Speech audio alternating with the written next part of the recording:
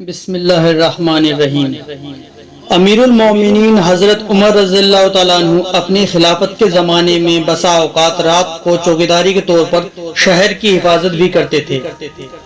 ایک مرتبہ اسی حالت میں ایک میدان میں گزر ہوا، دیکھا کہ ایک خیمہ بالوں کا بنا ہوا ہے جو پہلے وہاں نہیں دیکھا تھا۔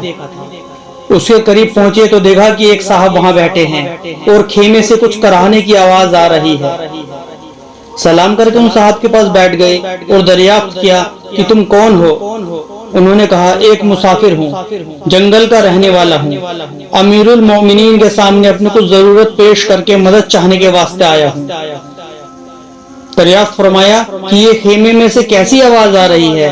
ان صاحب نے کہا میاں جاؤ اپنا کام کرو۔ آپ نے اصرار فرمایا کہ نہیں بتا دو، کچھ تکلیف کی آواز ہے۔ ان صاحب نے کہا کہ عورت کو ولادت کا وقت قریب ہے، درد ذہ ہو رہا ہے۔ آپ نے فرمایا کہ کوئی دوسری عورت بھی پاس ہے؟ انہوں نے کہا کوئی نہیں۔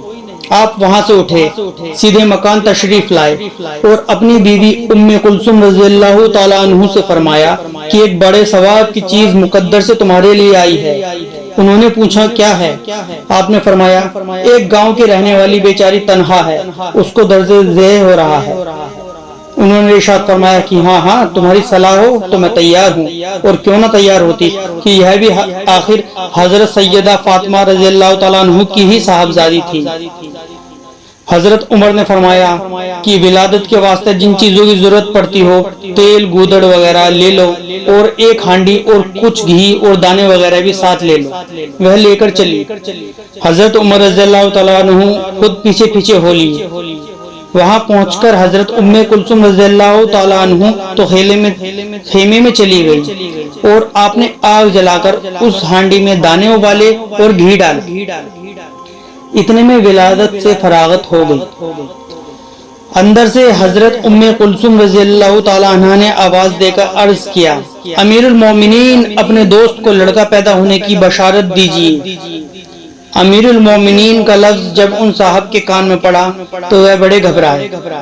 آپ نے فرمایا گھبرانے کی بات نہیں، وہ ہانڈی خیمے کے پاس رکھ دی کہ اس عورت کو بھی کچھ کھلا دیں۔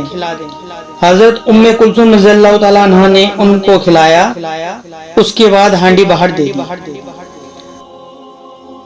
حضرت عمر رضی اللہ تعالیٰ عنہ نے اس بدو سے کہا کہ لو تم بھی کھاؤ، رات بھر تمہارے جاگنے میں گزر گئی۔ اس کے بعد اہلیہ کو ساتھ لے کر گھر تشریف لے آئے اور ان صاحب سے فرما دیا کل آنا، تمہارے لیے انتظام کر دیا جائے۔